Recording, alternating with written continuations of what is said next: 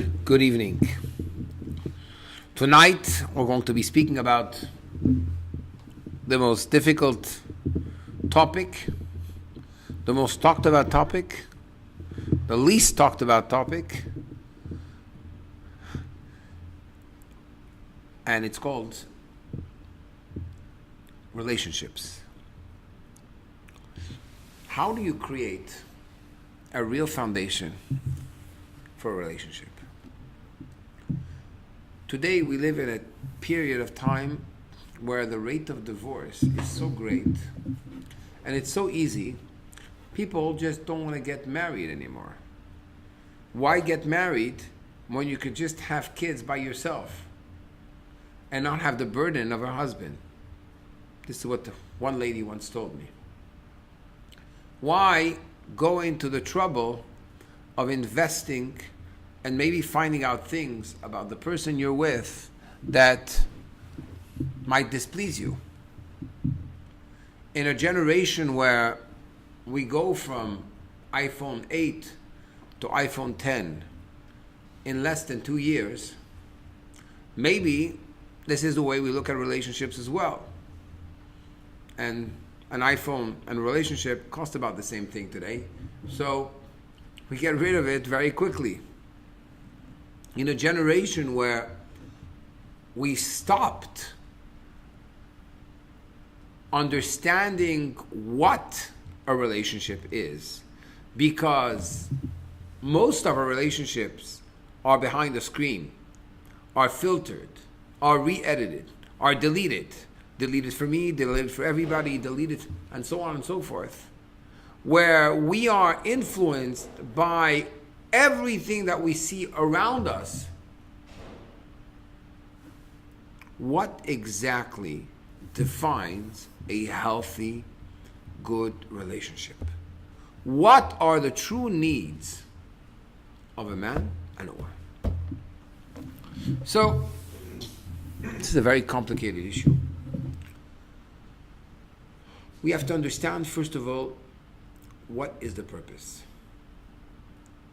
Why in the world did God put us in this world? If God put us in this world, it's obviously because being up there is not a purpose. It's purposeless. We need to be able to bring that part of God which is up there down here in this reality called the physical world. Or, to use the words of the Midrash, God's garden. Even though sometimes God's garden looks more like a jungle than a garden. So the question is, why in the world did God take a piece of himself and take that enormous risk to bring such a holy part of him all the way down to struggle with the struggles of the world? And wouldn't it be just simpler if we're already struggling to struggle by yourself? Why do you have to get married? That's the big question. Especially when you see the rate of divorce, which is going up from day to day.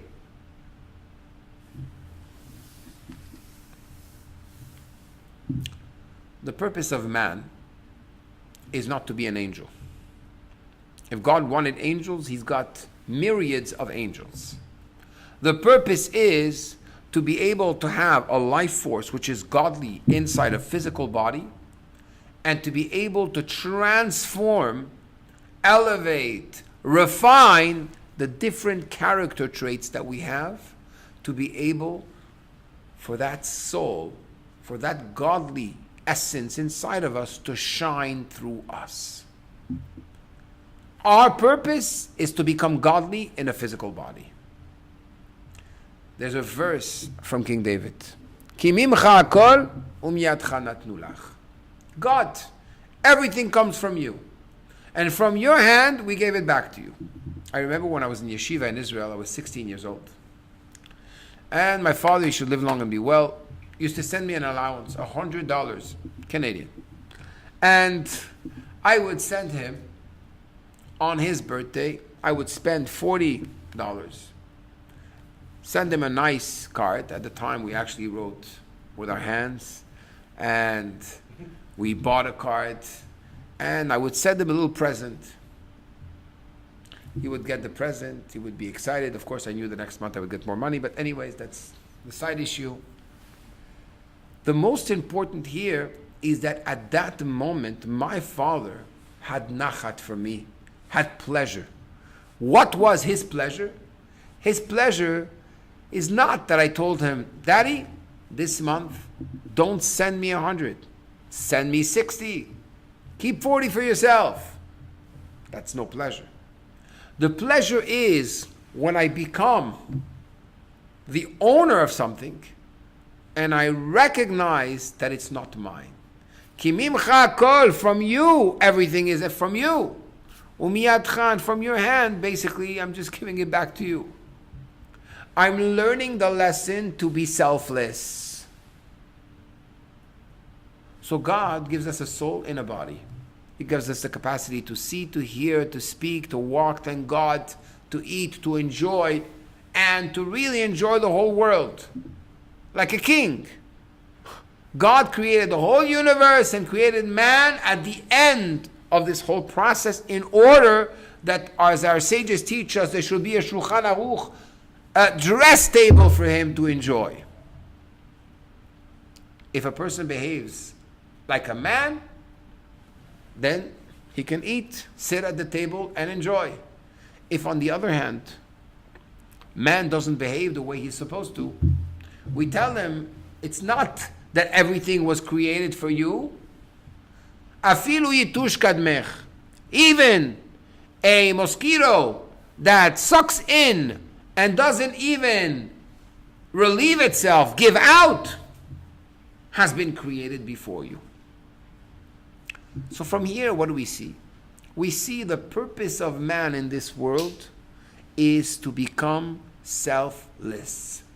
It's my favorite word in the English dictionary, and I think the most difficult word to swallow. Selfless.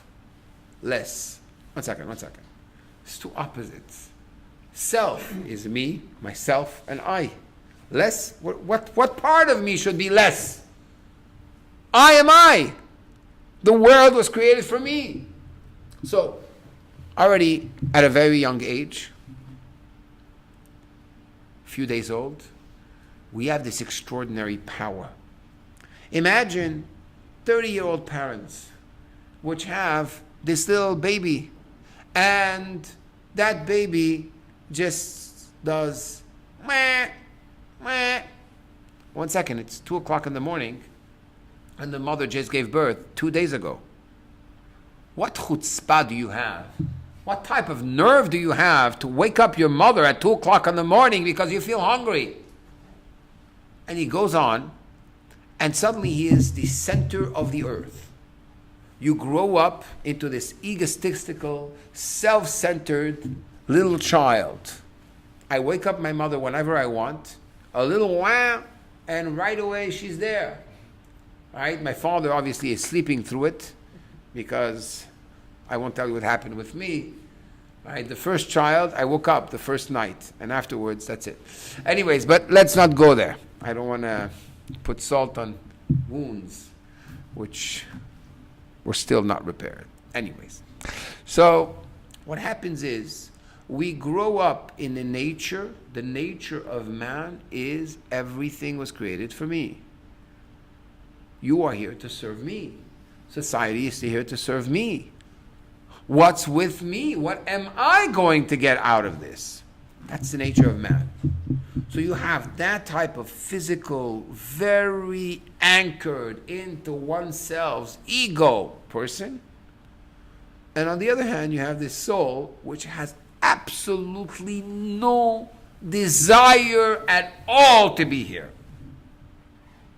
The soul just wants to get out. Just get out of this world. Why do you think so many people smoke, drink, go away? They legalize things. You know what happens? When we get used to doing things that are bad, we just legalize them. It's okay. It becomes legal. And then from legal it goes to lethal. So we are self-centered beings. That's the nature of man. We learn to get out a little out of ourselves. And the Torah teaches us that lo nitnu ha-mitzvot ela letzarev bahem et habriot. One of the reasons that God gave the Torah and the mitzvot was in order to make us more refined. How does the Torah make us refined? The Torah asks us to do things which are counterintuitive. Look, you know what? I would like you to lend your friend $100,000. Okay, I'll do that. How much interest? 0. Why? He's Jewish. Okay, no problem. When is he giving it back? He's giving it back in 10 years from now. What are you saying? He's going to pay me back $100,000 in 10 years when that $100,000 is only worth $60,000? Are you out of your mind? I need to charge interest to make sure that the value doesn't... I just want to keep the same value. So the Torah says, no. I want you to break your nature. Break out of yourself. Ki tire hamor sona'acha rovetz tachat masaro ve'hadalta me'azov lo azov ta'azov imo. When you will see the donkey of your enemy, which is being crushed by the weight of its yoke, you will go and save and help your enemy unload it so it doesn't crush under it. Why? Because I want you to work on your nature. I want you to completely transform yourself and understand that you are not here in this world for you. It's not all about you. My dream vacation, my dream experience. How are you going to fulfill my needs? Already at a young age, we see how children, it's mine. So 1 second. With this premise, we suddenly put two individuals which have grown up in their nature to be self-centered, egotistical people which have tried to work on themselves for a certain period of time. But the problem is, as you try to go, you're going against the current. Because what is the current to do? Today, you don't need to do anything. Right? You have this little beautiful plastic object.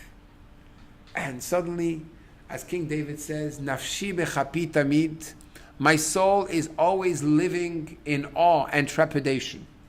I like to say the word kapi in Hebrew is my hand. My soul is in my hand all the time. And at any second, boom. Oh, Groupon, Amazon, Prada. Another thing on Facebook, another style, another thing. Did you see this person and that person and so on and so forth? You know, one of the blessings we say under the chuppah, Sameach tesamach reim ahavim kesamecha chayetzircha began eden mikedem. Beautiful lovers and friends, I want you to rejoice. We're going to bless you, groom and bride, that you should be able to rejoice just like Adam and Chava rejoiced in Gan Eden. The question is, why did they rejoice in Gan Eden? Some say because they were a creation of God and therefore she didn't have a mother-in-law and neither did he. No, but that's one opinion. But there's another opinion. They didn't have Facebook. Meaning they basically didn't have any comparison point. There was only one and there's nobody else. I have to live with that reality. And this reality becomes my reality. And basically what happens in our society, we're in a society where as much as a person wants to be selfless, he is pushed to be selfish. Oh, look, there's this new thing. I need this. And I need that. And I need to keep my image. There's a certain projection of my persona you don't understand. The Kotzker Rebbe said, if I am I because you are you, and you are you because I am I, then I'm not I and you are not you. But if I am I because I am I and you are you because you are you, then I am I and you are you. Which I know that all the great Talmudists which are listening to the class tonight understood what I just said. In other words, if I am I because you are you. If I have Facebook, if I play the game of peekaboo when I say you don't see me, when really it's not that you don't see me, you see me, but I don't see that you see me. Which means if my view on myself is a reflection only of how people see me, then I'm not myself. I'm some created being with a little YouTube, a little Facebook, a little WhatsApp, and mixed all this with Instagram and Snapchat in the midst of a wonderful sea of nonsense from CNN to NBC and all the other medias which completely corrupt the mind of a person. And I'm supposed to come out normal. Because society told me this is what works. If I'm going to walk this way, if I'm going to talk this way, if I'm going to show this way, I'm going to be somebody. The problem is, I'm never going to be satiated from such a life. So God, in his great sense of humor, calls an attraction between a man and a woman. And they get married. Help. And once they get married, suddenly, you could not live anymore as a selfish human being. And however much you've succeeded in thinking that you are maybe this extraordinary, benevolent, kind person, it works till the day after. The day after, you wake up and something happens. You become illuminated. Hello? I remember as soon as I became a rabbi in Bell Harbor, some 22 years ago, we'll dedicate this class for the Refuah Shlema of Rabbi Shalom Dovber ben Rachel Beila, Rabbi Lipsker. And the first thing I did is I realized there's so many couples which are in dire need of help. So I spoke to a divorce lawyer. And I asked her, who are the couples that have the highest level of divorce? And at what time in their married life do they have this level of divorce? Do they divorce the most? They get divorced. And he told me, in the first year of marriage. In the first year of marriage, this person wasn't religious, this lawyer. In the first year of marriage, they get divorced. But this mostly happens in the couples that lived together before they got married. Now, of course, my question to this lawyer was, do you understand why? The lawyer said, no, I'm just giving you facts. I understand why. There's once a person eating chicken. And as this person was eating the chicken, he says, I love this chicken. This is delicious. Better than my mother's chicken. So a friend looks at him and says, you're a liar. He says, what are you talking about? I love this chicken. You're a liar. You don't love this chicken. You love yourself. What are you talking about? He says, yes, if you really love this chicken, you would never have killed it. You would not be eating something you love. You love the pleasure that this chicken brings you. It's all about you. It has nothing to do with anything else.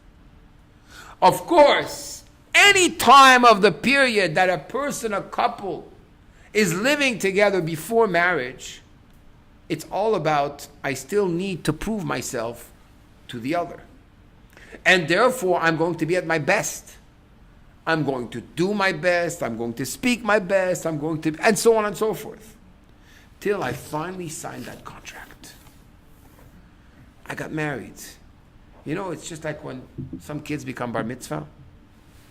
By mitzvah. It's not bar mitzvah, it's by mitzvah. See you at the bar mitzvah. Whoa, we went through the cross line. We did it. Yes, mazel tov. See you at the wedding. Same thing. I got married.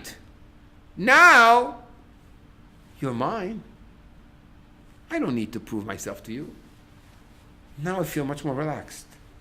Oof. Finally. Now I can bring my true colors out. And that's why you find in many couples that being that they experience whatever they experienced before, once they get married, afterwards, the next day, okay, I don't need to make an effort anymore. I don't need to work on myself. I don't need to work on my addictions. We all have addictions. Some people have an adrenaline addiction. They need to work in order to feel, I'm somebody. If I don't work till 2 o'clock in the morning, or if I don't stay up, or if I don't wake up super early, okay, waking up early is okay. If I don't produce, I'm nobody. I need this for my self-image. Another person is going to be their body. You have a person that's going to constantly be looking at themselves and saying, 1 second, the last image I saw of this and this pop star or person or whatever, I went to a party and I have to emulate, I have to be, I just can't be me. Me is not good enough. So I'm a constant quest of rechanging and readapting myself. Then you have the individual that in order to fit, so we have to see what's the last style.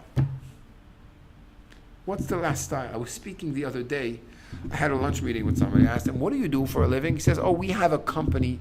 We buy used iPhones. Okay. And what do you do with them?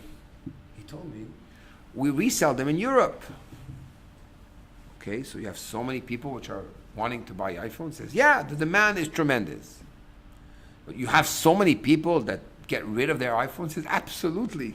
New iPhones that have been used only for a year. Because that's the trend, that's the mentality. I can never be happy with what I have. So you imagine such a mentality of, I'm not happy with myself. I'm not happy with what I have. I have to satisfy everybody else's needs. What type of relationship do you have? How healthy is this type of relationship? I once had, I remember about 10 years ago, a couple that came to me. And the young lady was complaining. She was crying to me, my husband is never there for me. I never see him. We never spend quality time together. I said, it makes perfect sense to me what she's saying. It's a valuable point. Then I met with the husband. He says, my wife, she wants an apartment in New York, and she wants an apartment in Miami. And she wants to buy this type of clothes, and she wants to buy this thing, and she wants this vacation, that vacation. So I took a job, it wasn't enough to pay for her needs. I took a second job, then I took a third job. And after she's complaining that I'm not enough at home for her, everything I do is for her. 1 second, there's a problem. There's a deep problem inside of identity. When people ask me, how do I know that this is the person for me? I say 70% at least of it is, can I be myself completely with this person? Do I feel comfortable to be myself? Do I feel that they are themselves as well? Can I live with this? Can I maintain this type of life? Today there's so many couples which are getting divorced just because some people have a shopping addiction. You have a shopping addiction. You need to be able to always live up to something. And it's something that at a certain point, you can handle it when you don't have the pressure of life. But as soon as the pressure of life comes, everything breaks down. What is the one thing, the one quality we learn from marriage that is the all-encompassing quality? It's called humility. If a person is not humble, if a person is not able to be humble, which by the way, it's interesting because tonight is Hod Shebetiferet. It's the dimension of humility within beauty. What is humility within beauty? Humility within beauty, if I had to translate it in one word, I would call it simplicity. Today, people have complicated their lives so much that you have $1 billion industry of drugs to be there to calm anxieties and problems of people that have money, that have good educations, great families, and so on. And I deal with these people because we complicate everything when everything is very simple. Humility within beauty is what? Is the fact that I'm able to simplify my life. Not for you, for me. I don't need complication. I need to be able to do things in a simple fashion. I don't need to live up to the Jones. I don't need to be able to speak an extra language. I don't need to look like the world wants me to look. I don't need to wear and spend that amount of money on crazy things when I could be doing something that's more constructive. People are so busy to build a fake image that the real things of life, they're not investing in them. And that's why at the beginning of creation of man and husband, man and wife, man and wife were du partzufim. They were one body back to back. God had to put man to sleep for this one. And he literally made an operation of the two Siamese twins, which were really formed one body. And it says, Lo tov heyot ha'adam levado. It's not good for man to be by himself. E'aseh lo ezer kenegdo. I'm going to make someone which is going to be a support against him. Against meaning facing him. So it's true. It seems that you are one against the other. But you have to know the relationship in the couple is just like a magnifying glass. A magnifying glass, whatever defect you have. I remember my mother, she should live long and be well. When I was a kid, we're just two brothers. So when she would put the makeup on the face, I saw her take out this big mirror that makes everything 80 times the size, and you look at every single detail of the face. I don't know what women would do this to themselves, and every defect, and cover it with this and that and so on and so forth. That's marriage. Marriage is one big mirror, and it's magnifying at the same time. You've been all your life trying to escape a certain reality. Comes marriage and puts it in your face. Because you see, before you're married, when you're a woman is called bat. Why bat? Because bat is a daughter, is bait, a house, stability. I want to build my house. Okay. Ben, a boy, a man. Ben comes from the word binyan, livnot, to build. Man goes to get out the materials. He's always all over. So suddenly you bring ben ubat, forms the word tvuna, which is wisdom and understanding, and you have the raw material, and you have the one that transforms it and brings stability in the house. But suddenly, the things that you were escaping from in your life, you have to face. I wake up in the morning, I taught, when I was in yeshiva, I was what's called a real person with real ahavat Israel, real love of my fellow. Why? Because I was sleeping in a dormitory. And in the dormitory you have a bedroom. And that bedroom, right, you have 4 beds. One person doesn't know what a shower is. The other one doesn't know what it means to put the lights on. The other one doesn't know how to speak slowly and not too loud. And each one has his defect. I thank God I accepted everybody. I'm so nice. I'm so good. I really thought I was really somebody that knows how to love. Till I got married. And then when I got married, I realized it's very easy. I'm going to spend a year with you, be the best person, because I know in a year from now I'm leaving. I won't have to deal with you. But when you actually are living with a commitment, I'm not talking about just living, but with a real commitment of marriage, you are married. And at that moment in the morning, to the night, you have to be present and face who you are with your defects, the things you've been escaping, and you have to fix it because you're coming back to it. It's coming back to haunt you. It's not something you can escape. At that moment, marriage is really the ultimate retreat in self-refinement. Transformation to go from self to less, to become selfless. And just divest yourself and say, you know what? I'm ready to give up a little on my pleasure in order that you should be able to benefit. I'm ready to stop thinking about myself. Rav Zushe of Anipoli, the great holy rabbi, which was hidden behind his simplicity, was once walking at night and he heard 2 people, 2 Russians.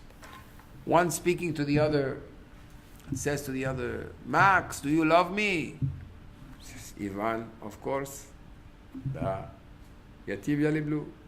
Says, Max, if I need anything, will you be here for me? Says, of course. Best friends. Max, are you my best friend? Says, of course. Says, Max, what do I need? Says, I don't know what you need. Tell me what you need. I'm here for you. Says, Max, if you don't know what I need, you don't really love me.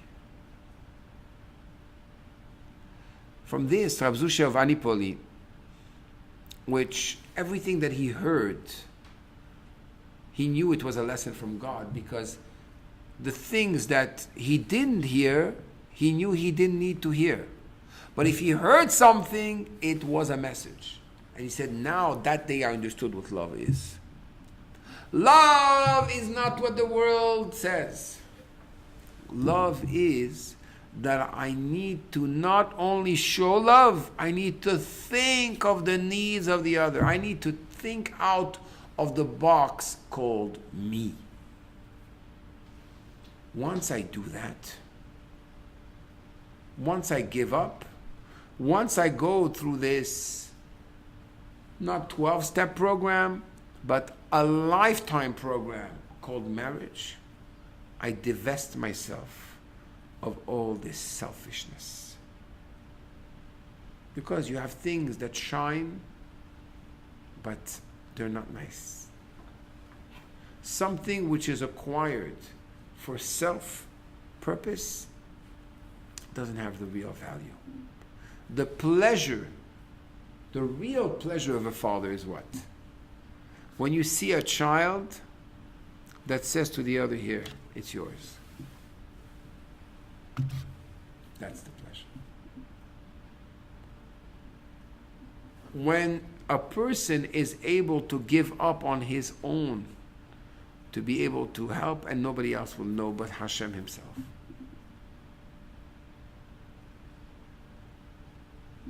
A person can be materialistic, but materialism for the purpose of materialism, it's useless. Marriage teaches you to be able to get out of who you are. Once I'm able to be in a healthy relationship with my husband, with my wife, I'm able to be in a healthy relationship with my soul and with God. But if I don't have a healthy relationship, how can I have a healthy relationship with God? How can I have a healthy relationship with myself? If I'm always busy thinking about, what's going to make me look like a better me, not feel like a better me, because a person really knows when they really feel good and they don't feel good. They made a research in a university, and they realized that the biggest problem in university and college campuses, people feel lonely. What are you talking about? There's parties and people go to clubs and they drink and they have fun and everybody communicates with hundreds of friends daily on Facebook. People have no more shame about their personal, private life. I need to post everything that I'm doing because I'm going to get this, and that little thing or that smiley face is just going to give me the impression that I'm somebody. To such an extent that we completely disrespect ourselves at a certain point. People disrespect themselves. I want to tell you, one of the things that for me is the most difficult is when I have people send me, pictures. They send me pictures, send me messages on WhatsApp. Or they call me on the WhatsApp line. The problem is, they're not thinking. Why are they not thinking? They put the most inappropriate picture to describe themselves to the world. And as I pick up the phone, I have to see that picture. Maybe you call me on a normal line, so I don't have to see what I don't have to see. What is reserved for somebody else to see. People have a disrespect for themselves. Comes to a place where, I once had somebody come to me and say, Rabbi, why don't you take care of my daughter? You're really not nice. It's not good what you're doing. Why don't you present her to somebody? So many young people. Unfortunately, with the people I deal with, a lot of people, they want to see right away the name of this. Check on Facebook and you're going to see the pictures. So I did that once. I don't want to tell you what the young man that I tried to introduce to this person told me. He said, with a picture like that on the beach, why in the world would a person expose themselves like this on the world, to the world? Why do I need to know what's happening? Obviously, you're screaming out, I have no self-confidence whatsoever. That's what it sounds like. So, with all these people communicating and sharing with absolutely no filters and boundaries with the world, everything that's the most private thing that's supposed to be only in a marriage, you might think people are not suffering of anything. But what? They made this research and they found that people suffer the most of loneliness. But what are you talking about? We're in 2018. Lonely? People have never had so many friends. Right? People feel lonely. Why do they feel lonely? Because they have no true friends. They have no true deep relationship. They have no true investment in themselves. It's all fake. They don't know what depth means.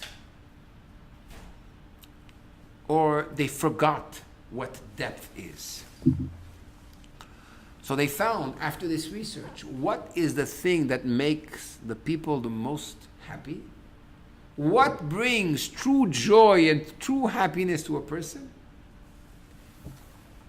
It's not the last car model. It's not a house on the ocean. It's not all the materialism. It's not all the friends on Facebook.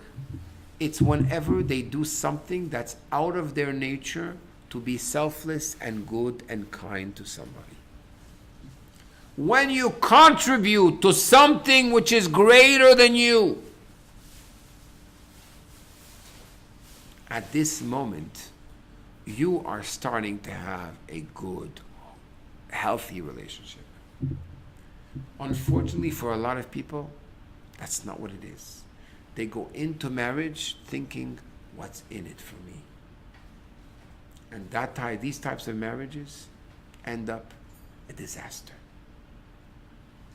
Therefore, what is the success of marriage? What is the success of a relationship? If you're going to go into a relationship and somebody tells you it's going to be easy, it is the biggest lie.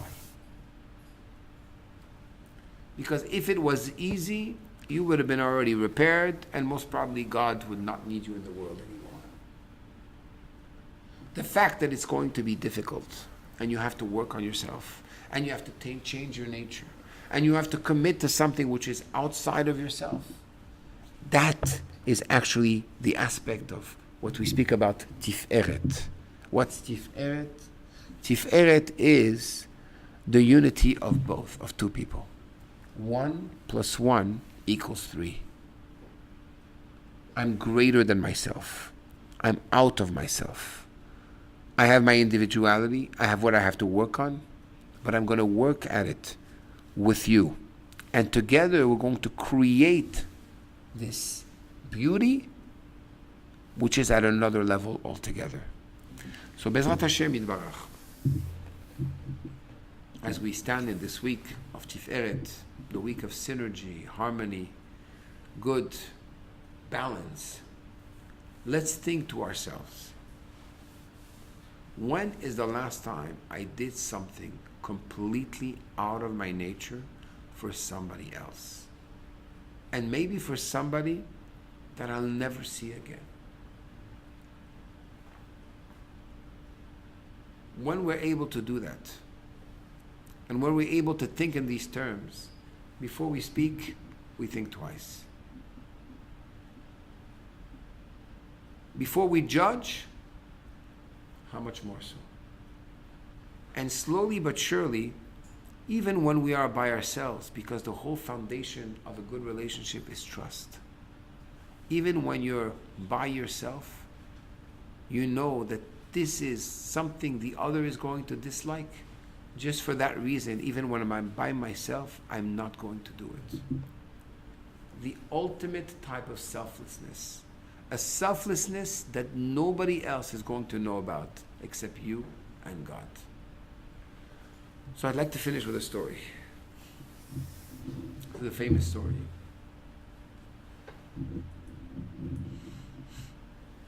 But gives us a glimpse, a little, into how in a relationship our words are very, very important. One day,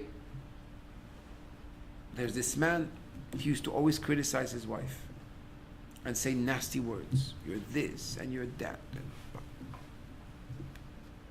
And the wife didn't know what to do, so she went to see the rabbi. And the rabbi said, each time your husband says something not nice to you, put in the closet a board and knock a nail into that board. So each time she would not answer and go knock a nail in the board again and again and again. One day he noticed something is knocking. What's knocking? He goes and he sees, he says, what is this? And she explained, this is all the times that you hurt my feelings. And he starts counting 963 nails in the board.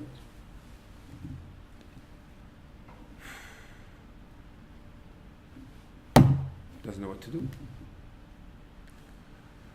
So they go see the rabbi. He says, how can I repair this? He says, look, each time you say something nice to your wife, take out one nail. So he takes out a nail like this, and finally the 963rd time he says something good, he's all proud of himself. He pulls out that nail, he comes to his wife and says, look, there's no more nails. And she answers, it's true, but all the holes are still there. Sometimes